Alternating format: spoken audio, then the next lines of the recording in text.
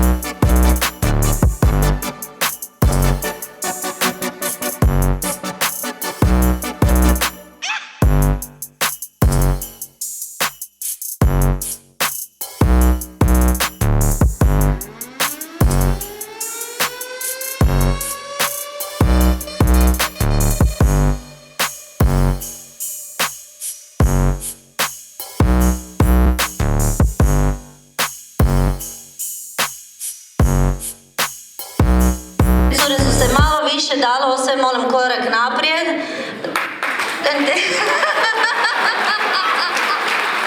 Ok.